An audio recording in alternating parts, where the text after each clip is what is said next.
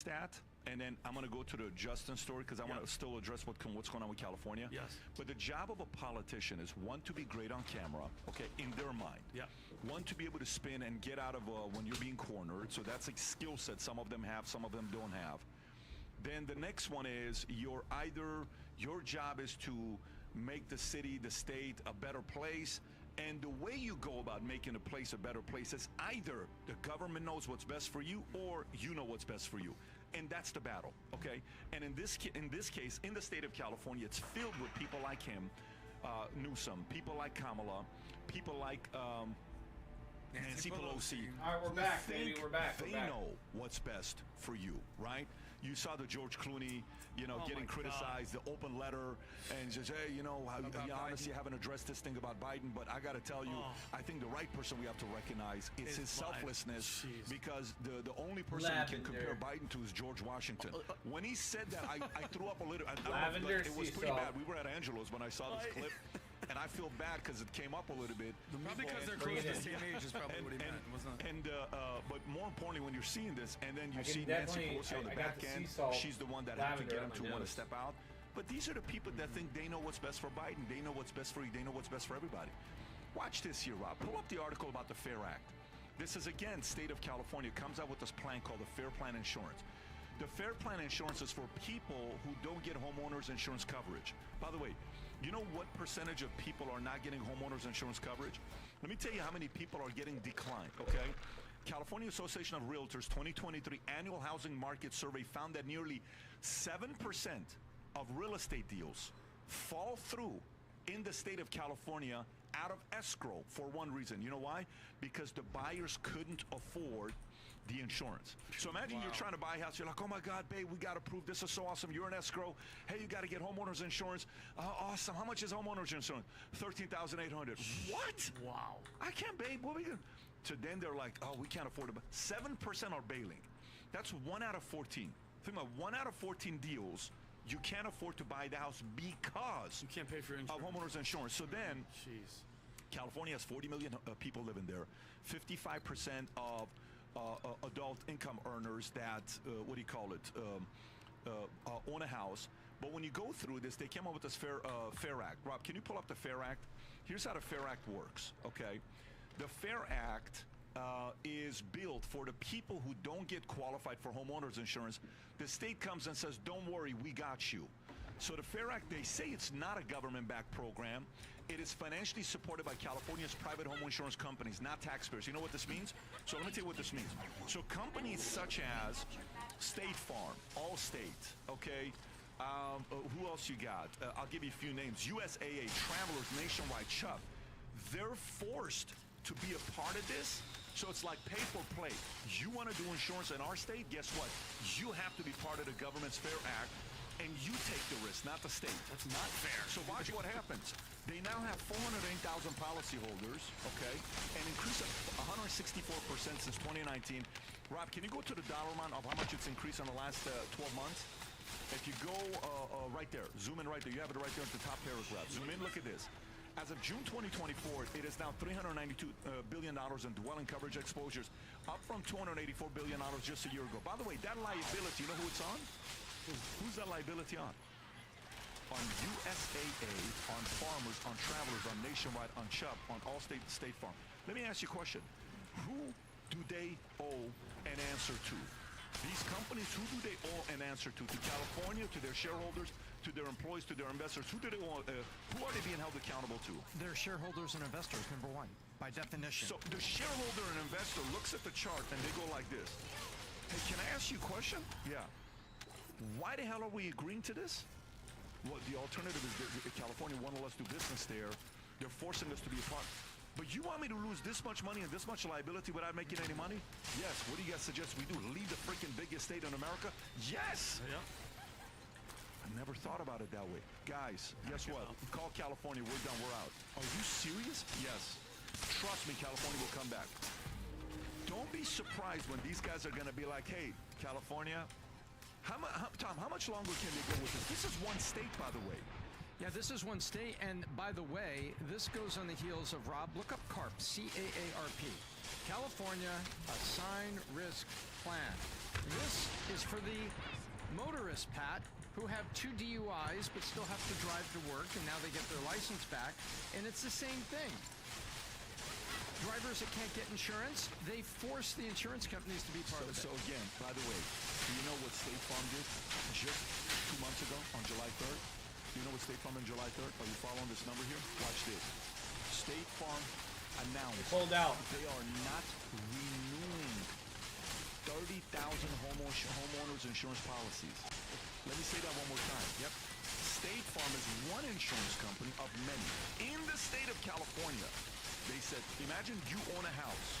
You get a letter from State Farm that tells you, hey, Vinny, sorry, we're no longer covering your home anymore. So at that point, what, I have to find another insurance? Go find another one. Jeez. Yeah, they do that 30,000 times. It happened to me when I bought the boat. Chubb dropped my boat insurance policy. But do you know why? Why? Because they saw a video of me being the captain of the boat on social when one of the Sam or Mario or somebody posted it.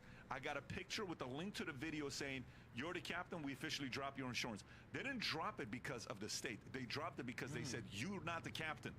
You don't know how to go out and be the captain of a 48-foot. These guys are sending it because California is forcing them to send this.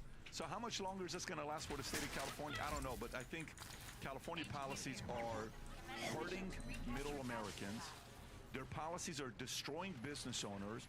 They're thinking the margins of what it is to be. It's just the same thing as what Kamala Harris is trying to do with the food price gouging, right? Yep. We were talking about this last week. When you think about like Publix here, or is the screen better now? Or Vaughn's, give me the names. I like internet chat out. What are the names are there, Rob? Adam, you don't Publix, Winn-Dixie, Trader Joe's, Trader Joe's. Well, Albertson and Kroger is the one they're trying to merge, and the Federal Trade Commission is saying no, right? By the way, do you know what the margins are for supermarkets? Like, if a supermarket does $10 million a year, what do you think their profit margin is? 10%? 1.3%. Are you ready for this, Rob? Just actually Google this.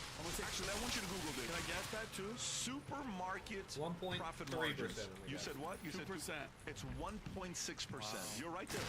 Okay, right there. Look at this. The range of 1 to 3. It's 1.6%. So you know how much money they make? Very low. Do you know how much money they make on $10 million? A supermarket sells like $100K. $10 million of stuff. You know how much they make? Net profits? $160,000. Oh my. Who the hell wants to be in that business? And Kamala Harris wants to say, we're going to put some restrictions on. Dude, the shit doesn't work. Get the hell out of the way. What are you doing? This is their problem. They think they can fix everything with more regulation. Today on CNBC this morning, I'm watching these guys that are building homes, like home builders. Do you know the top 4 cities, I believe, that are building the most homes? I want to say 4 out of 7 were all in the state of Texas. You know why? Because Texas gives the fastest zoning permits. So they move the fastest. And inspections. We're in Oakland Park. We've been trying to put a gate up here for 3 years. Since I've been here. Rob, how long have we been trying to put this gate up? Since we moved in. For 3 years, Oakland Park still hasn't given us a permit. Who the hell wants to do business in Oakland Park? Nobody. If your zoning permits are so slow, it's a freaking gate. Yeah. But in Austin, Dallas, Houston, go. California, well, let me think about it. What about this and what about that? Dude, I'm out. I don't want to deal here anymore. You force good people that are business owners out. That's all these people are doing when it comes down to right there. The top 4 cities building the most homes in California. Houston, Dallas, Atlanta's one. I think Austin was another one. And there's one other city in Texas. Phoenix. Keep going down. That's the 4. San Antonio. Austin, Nashville, boom. Yeah, Austin. So 4 out of 7 is Texas. Dude, I mean, why are they doing this? Because they're just giving permits like this. They're giving permits. So builders are like, let's go there. We can build it up. And the lady says, back town, 40 years ago, they used to say, when you asked the builder to build a house, you could expect to have your house within 6 to 8 weeks, they were saying. That was kind of weird. Small houses, not big houses. So the thing was fast. Says, now you're waiting 6 to 12 months. Who the hell wants to wait that long? So this is all because of regulators getting in the way and slowing shit down. And there's a common thread between entrepreneurs in general. The uniform general feeling and sentiment is like, get out of my way, let me go create, let me go do something. And then when you run into red tape and you run into bureaucracy, even Bill Maher on his show is like, I'm trying to build a shed outside. It's taken me 5 years. Yet he doesn't get to the next step where it's like, yeah, because you're in California. Yeah. And it would seem to me, Pat, you would know better than me, California just has one simple problem, and it's a math problem. They just think that the government is going to fix all. Let's just raise the minimum wage. Yeah. The one Congresswoman, Barbara Lee, I believe, she's like, I think we should increase the minimum wage from the fight from 15 to the fight to 50. Like she said this, she proposed this. That's $100,000 a year is a minimum wage, and you know how the math just doesn't work, ladies. Exactly. You know how the story ends. Donald the story Trump, ends where a bunch of insurers now bail out of California, leaving few. Oh, here it is, the Lex Friedman interview. I don't know if you know this, but some people call you a fascist. Yeah, they do.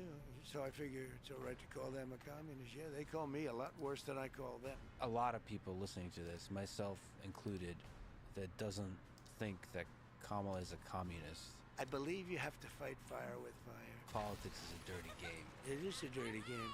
It's certainly true. How do you win at that game?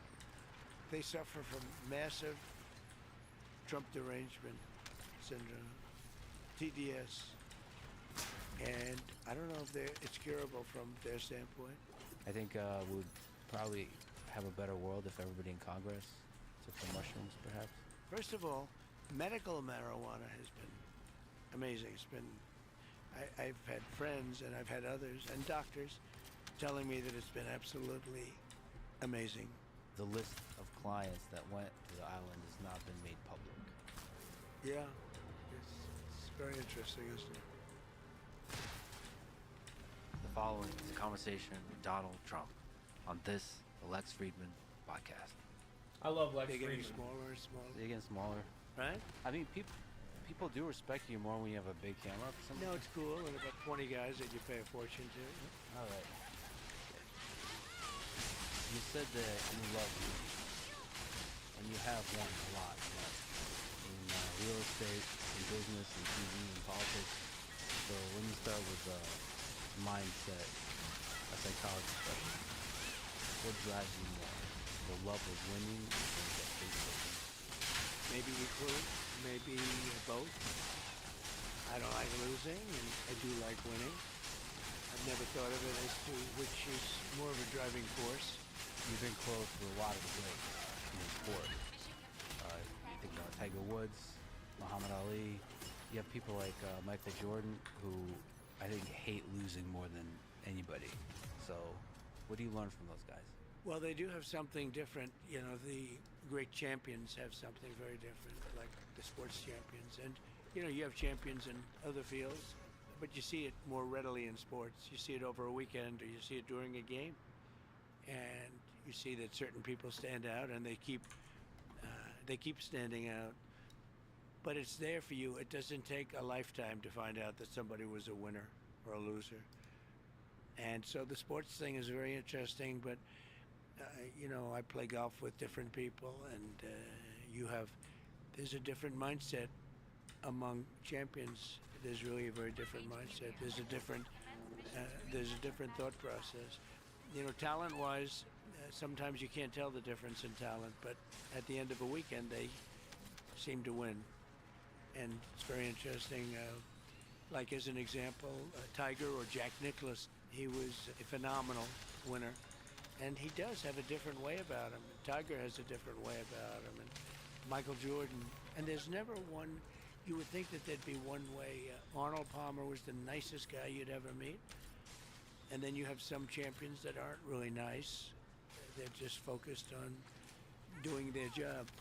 So you have, you know, there's not one type of person. But the one thing I would say that everybody seems to have in common is they're very driven. They're driven like beyond. They don't seem to give up easily. They don't give up.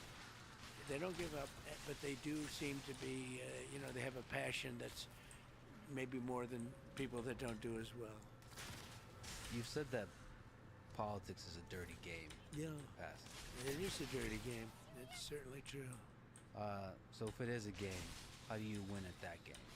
Well, you win at that game by getting the word out and by using sense. You have to have a feeling where it's going. You also have to have a feeling of what's right. You can't necessarily just go what's popular. You have to do what's good for a country if you're talking about countries.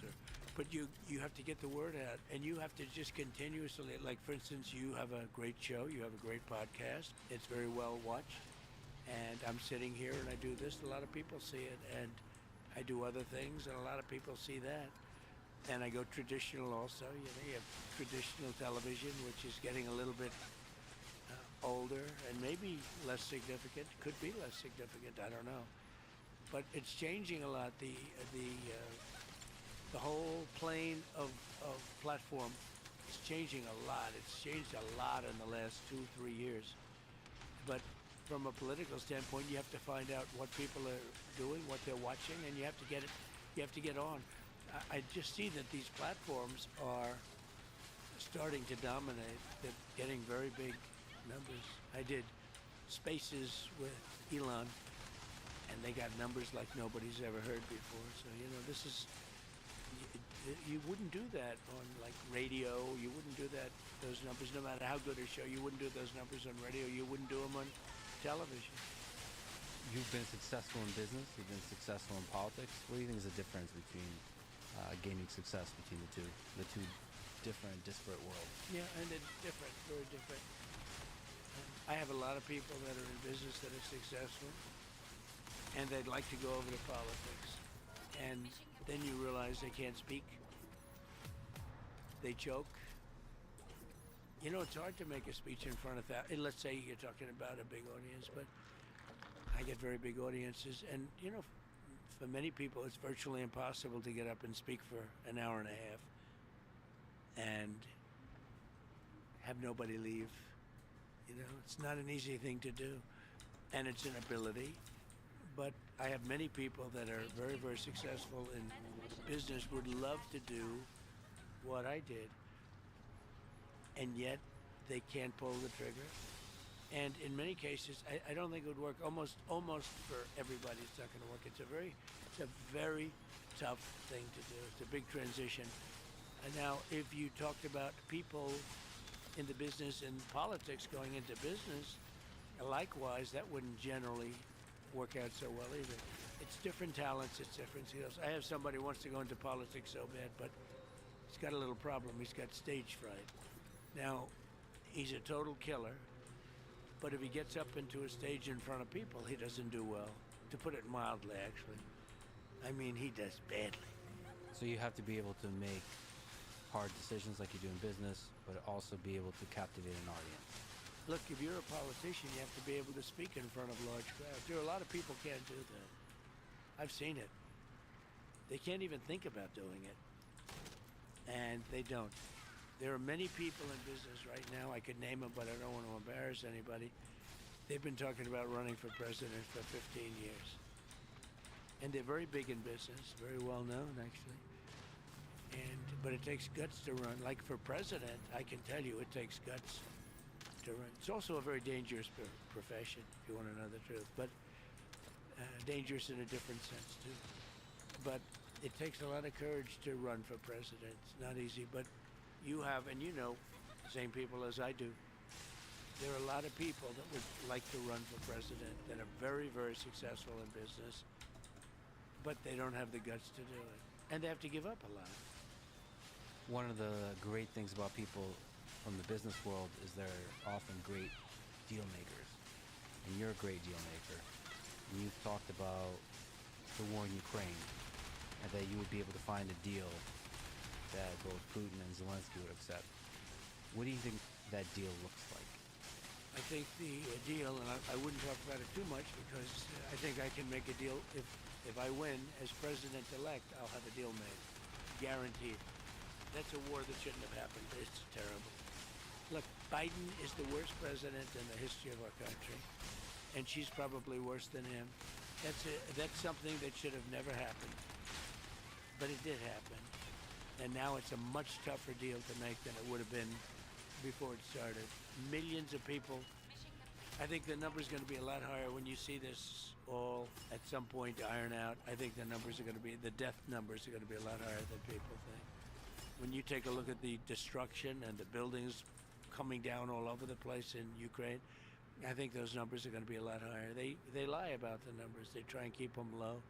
They knocked down a building that's 2 blocks long. These are big buildings, and they say one person was mildly injured. No. A lot of people were killed. And there are people in those buildings, and they have no chance. Once they start coming down, there's no chance. So that's a war that absolutely has to get done. And then you have Israel, and then you have a lot of other places that are talking war. The world is a rough place right now. And a lot of it's because of the fact that America has no leadership. And I believe that she'll be probably worse than Biden. I watched the interview the other night. I mean, it was just a softball interview. So you would like to see her do more interviews, challenged more? I don't know. I can't believe the whole thing that's happening. We had a man in there that should have never been in there. They kept him in a basement. They used COVID. They cheated, but they used COVID to cheat. They cheated without COVID, too. But you had somebody in there, and now we have a woman that is not, I mean, she couldn't do an interview. This was a really soft interview. This is an interview where they're given a multiple choice questions, multiple guess. I call it multiple guess. And I don't think she did well. I think she did very poorly. How do you think you'll do in the debate coming up in a few days? So I've done a lot of debating, only as a politician. I never debated. My first debate was the Rosie O'Donnell debate, right? The famous Rosie O'Donnell debate, the answer. But I've done well with debates. I mean, I became president. Then the second time, I got millions more votes than I got the first time. I was told if I got 63 million, which is what I got the first time, you would win. You can't not win. And I got millions of more votes than that, and lost by a whisker. And look what happened to the world with all of the wars and all of the problems. And look what happened with inflation, because inflation's just eating up our country, eating it up. So it's too bad. But there are a lot of things that could happen. We have to get those wars settled. We have to get, I'll tell you, you have to get Ukraine done. That could end up in a third world war. So could the Middle East. So could the Middle East. So maybe let's talk about what it takes to negotiate with somebody like Putin or Zelensky. Do you think Putin would be willing to give up any of the regions they already captured? I don't know. I can tell you that all of this would have never happened, and it would have been very easy, because you don't have, like, that question wouldn't be asked. You know, that's a tougher question. Once that starts happening, because he has taken over a lot of territory. Now, I guess they're insurgents now too, right? So, you know, it's a little bit interesting that that's happening, and that it can happen. And it's interesting that Putin has allowed that to happen. Look, that's one that should have never started. We have to get it stopped. Ukraine is being demolished. They're destroying a great culture that's largely destroyed. What do you think works better in those kinds of negotiations? Leverage of, let's say, friendship, the carrot or the stick? Friendship, or sort of the threat of using the economic and military power? So it depends on who the person is. You know, everyone's different. Negotiation's interesting because it depends on who the person is. And then you have to guess or know through certain knowledge which is, you know, more important, the carrot or the stick. And with some people it's the stick, and with some people it's the carrot. I think the stick probably is generally more successful in that, you know, we're talking about war. But the kind of destruction that we're witnessing now, nobody's ever seen. I mean, it's a terrible thing. And we're witnessing it all over. We're witnessing it in all parts of the world. And a lot of things are going to get started. Look what's going on with China. Look at Japan. They're starting to rearm now. They're starting to rearm because China's getting, you know, taking over certain islands. And there's a lot of danger in the war right now in the world. There's a lot of, and there's a great possibility of World War III. And we better get this thing done fast, because 5 months with people like her and him, he's checked out. He just goes to the beach and thinks he looks good in a bathing suit, which he doesn't. He's sort of checked out. Hey, look, you know, you can't blame him. If that was a coup. They took it over. They took over the presidential deal. The whole presidential thing was taken over in a coup. He had 14 million votes. She had no votes, not one. And nobody thought it was going to be her. Nobody wanted it to be her. She was a joke until 6 weeks ago when they said we're going to have to, politically, they felt they had to pick her. And if they didn't pick her, they thought there'd be a problem. I don't know if that's right or not. I actually don't think it's right, but they thought it was right. And now immediately the press comes to their aid. If we can go back to China on negotiation, how do we avoid war with China in the 21st century? Well, there are ways now. Here's the problem. Yeah, I'm just getting XP. If I tell you how, and I'd love to do it, but if I give you a plan, like I have a very exacting plan how to stop Ukraine and Russia, and I have a certain idea, maybe not a plan, but an idea for China, because we're in a lot of trouble. They'll be in a lot of trouble too, but we're in a lot of trouble. But I can't give you those plans because if I give you those plans, I'm not going to be able to use them. They'll be very unsuccessful. Part of it's surprise, right? Right. But they won't be able to help us much. So you have a plan of what to say to Putin. Yeah, I know. You take office. No, I had a very good Oh, I'm relationship about done now. with him. And I think this is my last run. I just had to get Zelensky, my bunny to level 40. I had a very good relationship. I'm gonna go with run the him. disruptions though. Tough topic, but important. You said lost by a whisker. I'm an independent. I have a lot of friends who are independent, many of whom like your policies, like the fact that you're a deal maker, like the fact that you can end wars, but they are troubled by what happened in the 2020 election and statements about widespread fraud and this kind of stuff, fake electoral scheme. What can you say to those independent voters to help them decide who to vote for? I think the fraud was on the other side. I think the election was a fraud. And many people felt it was that. And they wanted answers. And when you can't challenge an election, you have to be able to challenge it. Otherwise, it's going to get worse, not better. And there are lots of ways to solve this problem. Go to paper ballots. Do it the easy way. I mean, paper ballots, and you have voter ID, and you have same-day voting, and you have proof of citizenship, which is very important because we have people voting that are not citizens. They just came in, and they're loading up the payrolls. They're loading buy up everything. boosters. They're putting students in schools Yeah, that don't buy speak a word of boosters. English, You have a little bit of price. and they're It's like, taking I think the it's seats 50. of people that are citizens of our country. So, look, we have the worst border in the history of the world. Damn. We have coming into our country right now millions and millions of people at levels that nobody's ever seen. I don't believe any country's ever seen it. And they would use sticks and stones not to make it happen, not to let it happen. We don't do anything. And we have a person who was the border czar, who now said she wasn't really the border czar, but she was. She was the border czar, but she was in charge of the border. And we have her, and she's saying very strongly, oh, I did such a good job. She was horrible. The harm she's done. We have people coming in from other countries all over the world, not just South America. And they're coming in from prisons and jails. They're coming in from mental institutions and insane asylums. And they're street criminals. Right off the street they take them. And they're being given to our country. Drug dealers, human traffickers. We're destroying our country. This is a sin, what's been allowed to take place over the last 4 years. We're destroying our country.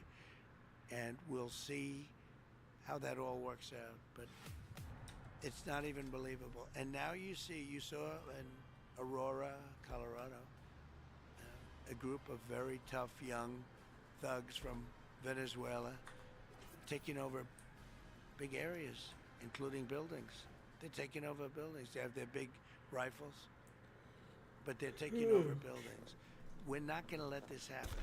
We're not going to let them destroy our country. And in those countries, crime is way down. They're taking them out of their prisons, which is good because good for them. I do the same thing. By the way, if I ran one of those countries, any country in the world, I would make sure that America has every one of our prisoners. Every one of our criminals would be here. I can't believe they're going so slowly, but some aren't. But they all are doing it. And we can't let that happen. They're emptying out their prisons and their mental institutions into the United States of America. We can't let that happen. So a lot of people believe that there was some shady stuff that went on with the election, whether it's media bias or big tech, but still the claim of widespread fraud is the thing that bothers people.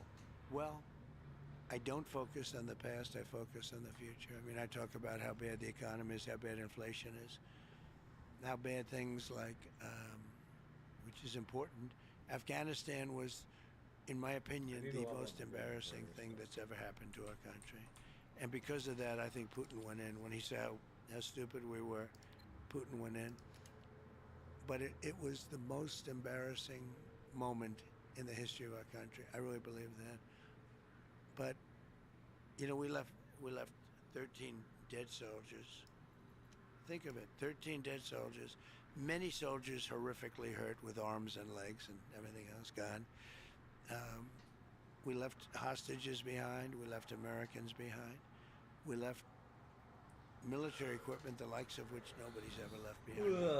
I've already got Billions and billions of dollars of equipment. They're now selling the equipment. They're one of the largest arms dealers in the world.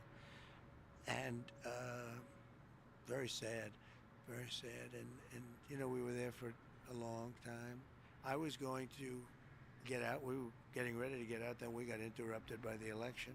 But we would have been out with dignity and strength. We were having very little problem with the Taliban when I was there because they knew it was going to be tough. I dealt with Abdul.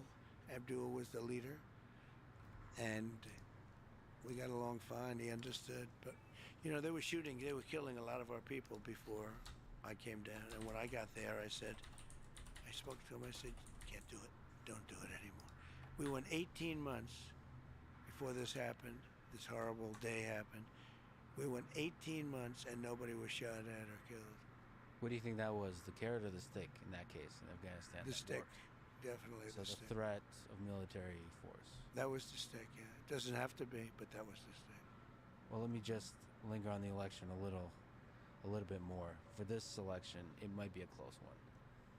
What can we do to avoid the insanity and division of the previous election, whether you win or lose? Well, I hope it's not a close one. I mean, you know, I don't know how people can vote for somebody that has destroyed our country. The inflation, the bad economy, but to me, in a way, the worst is what they've allowed to happen at our border, where they've allowed millions of people to come in here from places that you don't want to know about. And I can't believe that that's going to be a close election. You know, we're leading in the polls, and it looks close, but I think in the end it's not going to be a close election. What do you think is the right way to solve the immigration crisis? Is mass deportation one of the solutions you would think about? Well, you've got to get the criminals out of here fast, right?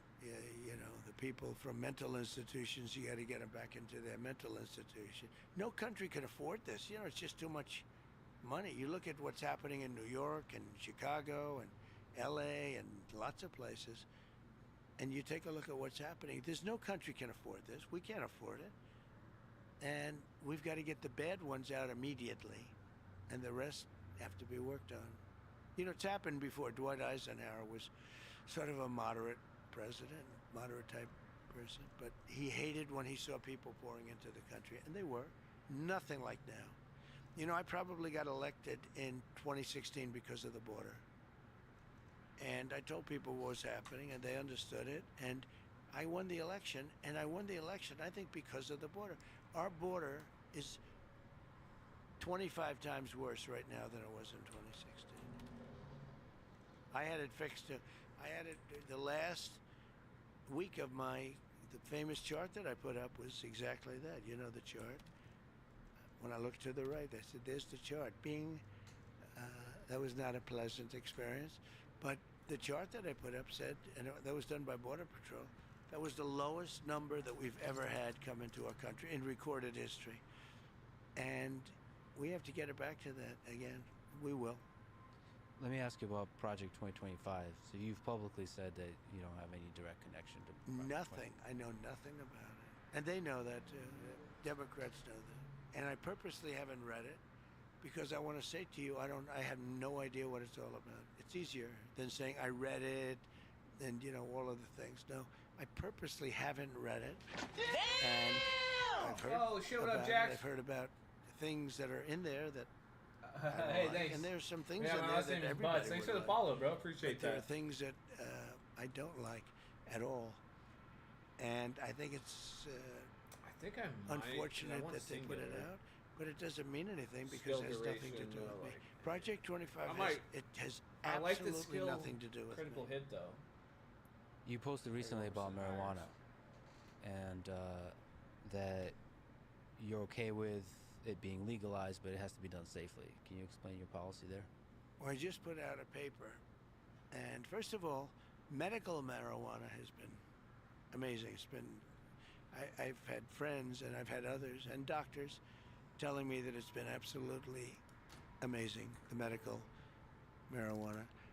And we put out a statement that we can live with the marijuana. It's got to be a certain age. Got to be a certain age to buy it. It's got to be done in a very concerted, lawful way. Jack, hope you're having a good day, bro. The way they're doing it in Florida, I think, is going to be actually good. It's going to be very good. But it's got to be done in a good way. It's got to be done in a clean way.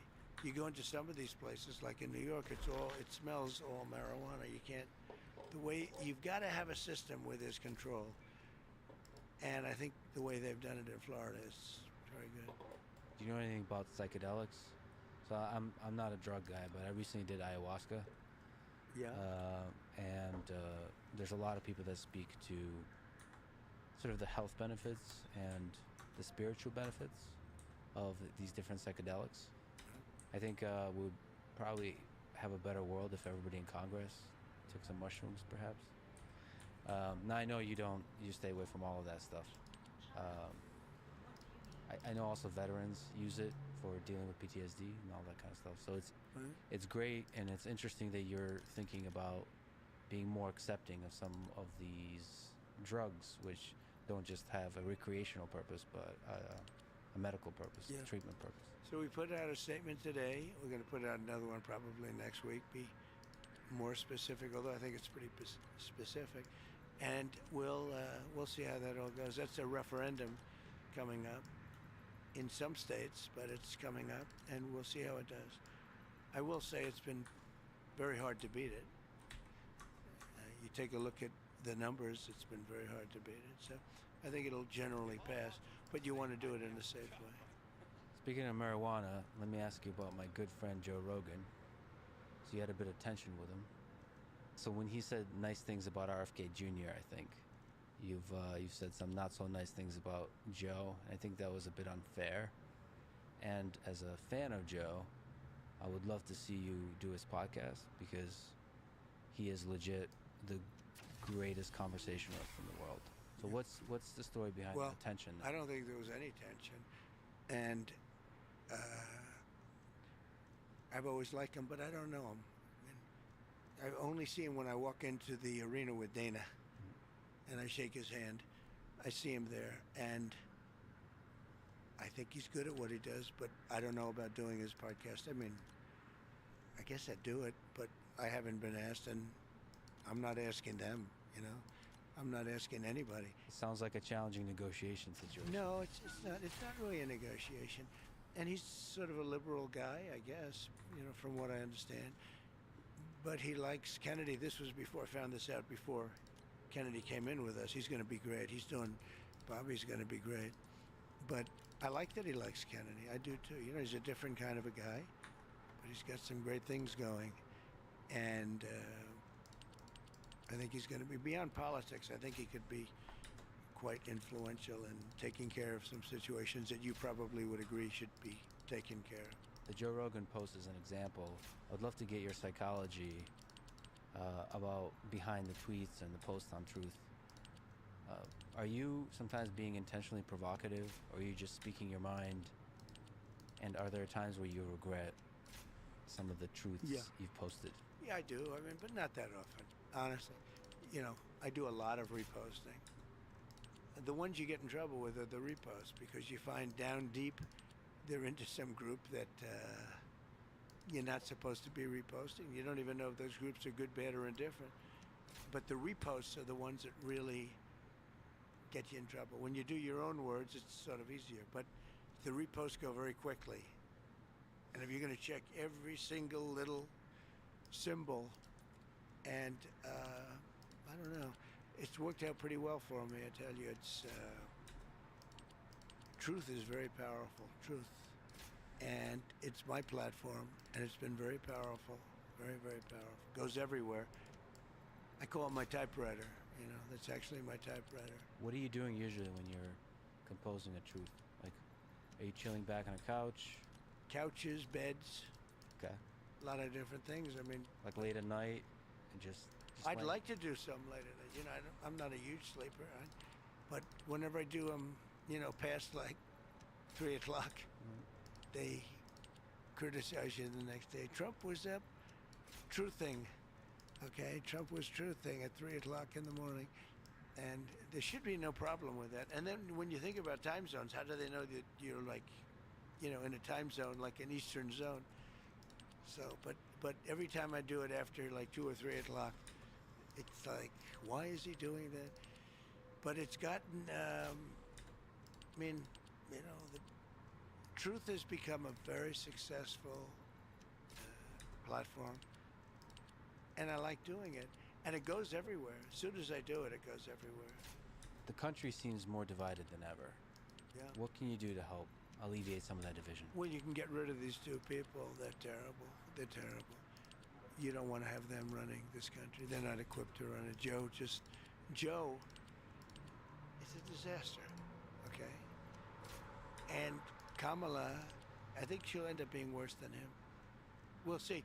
I think a lot's now, you know, the convention's over with, and I see I'm leading in just about all the polls now. They had their little honeymoon period, as they call it. And we'll see how that all goes. Who knows? From my personal opinion, I think you are at your best when you're talking about a positive vision of the future versus criticizing the other side. Yeah, I think you have to criticize, though. I think they're nasty. They came up with a story that I looked down and I called soldiers that died in World War I suckers and losers. Okay. Now, number one, who would say that? Number two, who would say it to military people? Nobody. It was a made-up story. It was just a made-up story. And they like to repeat it over again. They know it was made up. I have 26 witnesses that nothing was said. They don't want to hear about that. Like she lied on McDonald's. She said that she worked at McDonald's. It's not a big lie, but it's a big lie. It's so, you know, I mean, they just went and they checked. And unless she can show something, they don't talk about, the presses are going to follow up with it, but I'll keep hammering it. But she never worked at McDonald's. It was just a, you know, sort of a cool thing to say, hey, I worked at McDonald's, you know. But one of the worst was 2 days ago, I went to Arlington at the request of people that lost their children. There'll always be children to those people. You understand that. That's not politically incorrect thing to say. The mother comes up, I lost my child. But, you know, the child is a soldier. And lost the child because of Biden and because of Kamala. Just as though they had the gun in their hand. Because it was so badly handled. It should have been done at Bagram, which is the big air base. It shouldn't have been done at a small little airport right in the middle of town where people stormed it.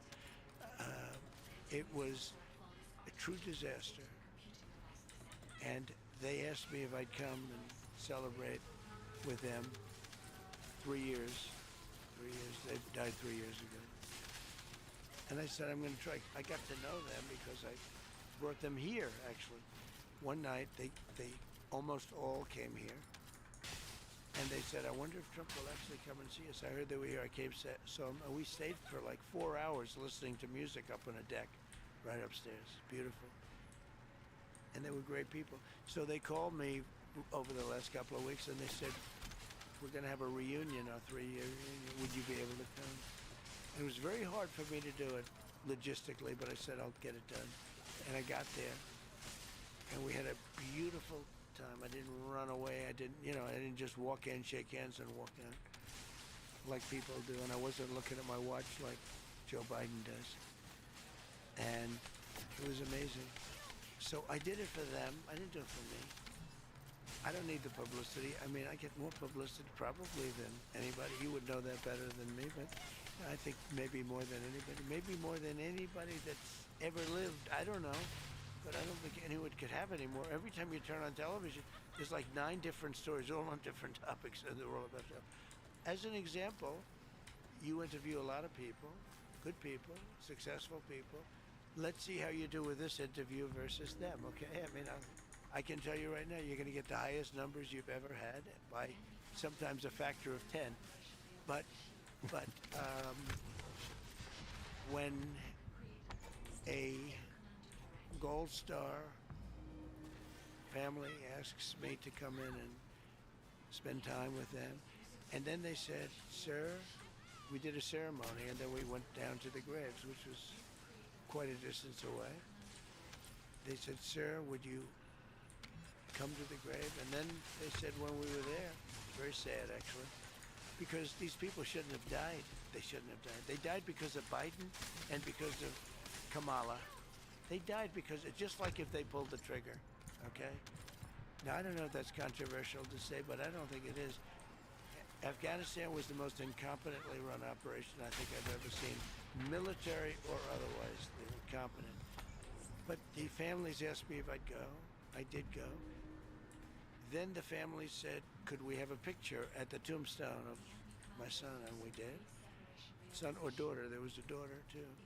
And I took numerous pictures with the families. I don't know if anybody else that was in the pictures, but they were mostly families, I guess. That was it. And then I left. I spent a lot of time with them. Then I left, and I get home that night, and I get a call that the Biden administration with Kamala is accusing me of using Arlington for publicity. I was just the opposite. Just the opposite. And actually, did you see? Bro, it just came out. The families actually put out a very strong statement defending me. They said, we asked him to be there. I need to make a different media character can than play Bunny. those games, and you're right. Bunny Your is name ass. gets a lot of views. You're probably legit the most famous person in the world. But on the previous thing, in the spirit of unity, you used to be a Democrat. Setting the politicians aside, what do you respect most about people who lean left, who are Democrats themselves, or of that persuasion, progressives, liberals, and so on? Well, look, I respect the fact that everybody's in there. And, to a certain extent, life is what you do while you're waiting to die, so you might as well do a good job. Bro, in I hate terms of these. what's happening now, I think, we have a chance to save the country. This What's country's wrong? going down. Oh, I'm too lazy to And I get ready called for it with destruction Venezuela. I missions. called it with a lot of different countries. And this country's going down. If we don't win this election, the election coming up on November 5th is the most important election this country's ever had. Because if we don't win it, I don't know that there'll be another election. And it's going to be a communist country. We're close. And there's a lot of people listening to this, myself included, that doesn't think that Kamala is a communist. Well, she's a Marxist. Her father's a Marxist, That's right. and she's It's a advocating. little unusual, She's advocating for some policies that are towards the direction of democratic socialism, let's say. But there's a lot of people that kind of know the way government works, and they say, well, none of those policies are going to actually come to reality. It's just being used during the campaign to, groceries are too expensive, we need them cheaper, so let's talk about price controls, and that's never going to come to reality. It could come to reality. Look, she came out with price control. It's been tried like 121 different times at different places over the years, and it's never worked once. It leads to communism. It leads to socialism. It leads to having no food on the shelves. All right, guys, I'm gonna go grab some lunch. And it I don't think leads to anybody's here, tremendous so it's okay. inflation. But we go grab some lunch. It's just It's a bad idea. whenever we use terms like communism